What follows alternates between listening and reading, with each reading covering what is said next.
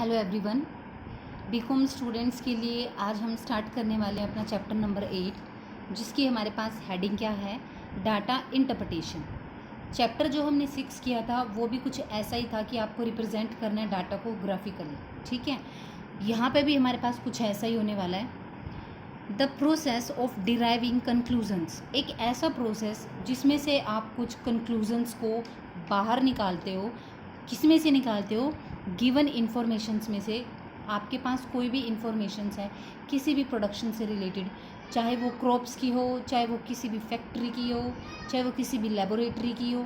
ठीक है, उस इन्फॉर्मेशन में से आप कुछ कंक्लूजन्स निकालोगे given in any format of data, जो आपको किसी भी तरह के फॉर्मेट में मिलेंगी। सिंपल टेबल में मिलेंगी, उसमें मिलेंगी, डायग्राम में मिलेंगी, डबल बार डायग्राम में। इनकी फॉर्मेट जो होगा डाटा को, वो चाहे कैसा भी हो, उन इन्फॉर्मेशंस को जब आप बाहर निकालोगे, कंक्लूजन्स को इन्फॉर्मेशंस में से, उनको हम क्या बोलते हैं? Data interpretations. और जो डाटा को इंटरप्रेट करने का जो तरीका होता है वो हमारे पास दो तरीक़ों से होता है।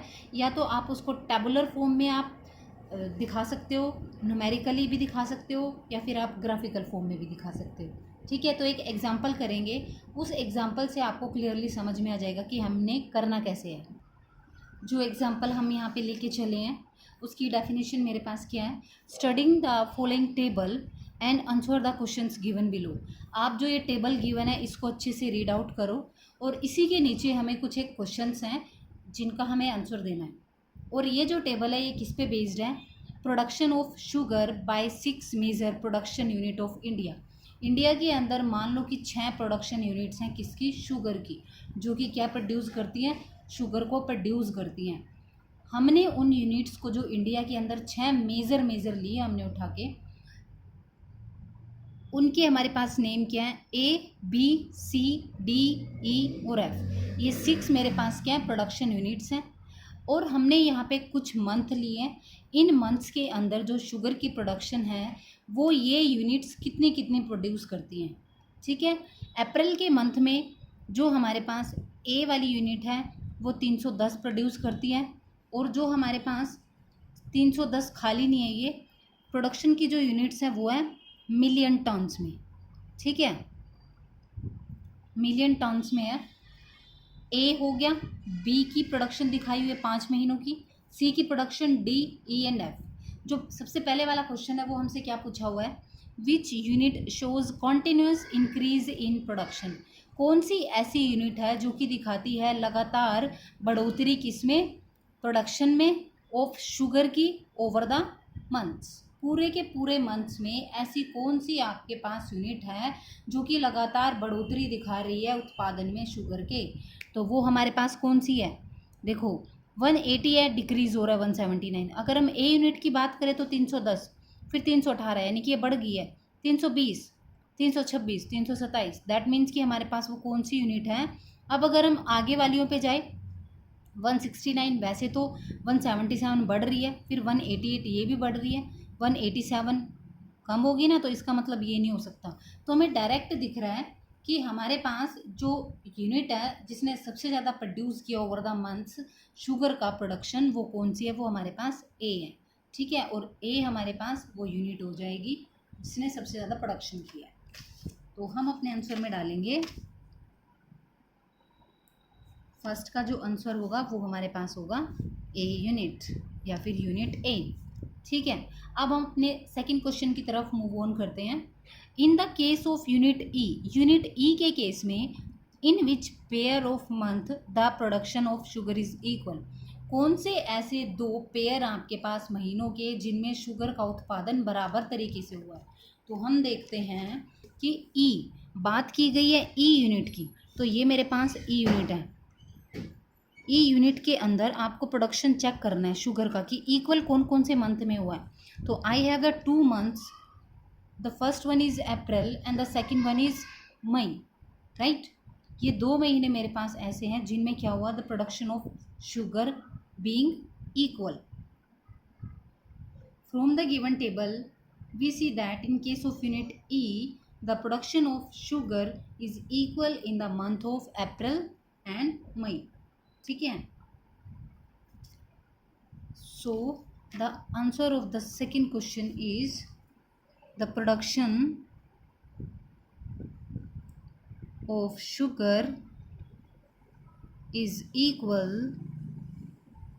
in the months of April and May. अब हम अपने थर्ड क्वेश्चन की तरफ मूव ऑन करते हैं. In which month the production of sugar is maximum. सबसे ज़्यादा जो शुगर की प्रोडक्शन है वो हमारे पास कौन से महीने में हुई है. तो अभी आपको क्या करना पड़ेगा, मेरे पास कितने मंथ है, अप्रैल मई जून जुलाई अगस्त, 5 मंथ्स हैं. अप्रैल के मंथ्स में ए ने कितना प्रोड्यूस किया, बी ने कितना किया, तो आपको सबका टोटल करना पड़ेगा.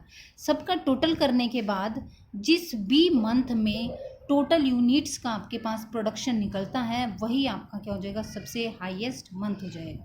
ठीक है, तो अब हम यहाँ पे सबको ऐड करना स्टार्ट करते हैं. अप्रैल का मंथ अगर मैंने उठाया पे total production in April, total production in April, अप्रैल के महीने में आप टोटल प्रोडक्शन को ऐड कर दो, सबको ऐड कर दो.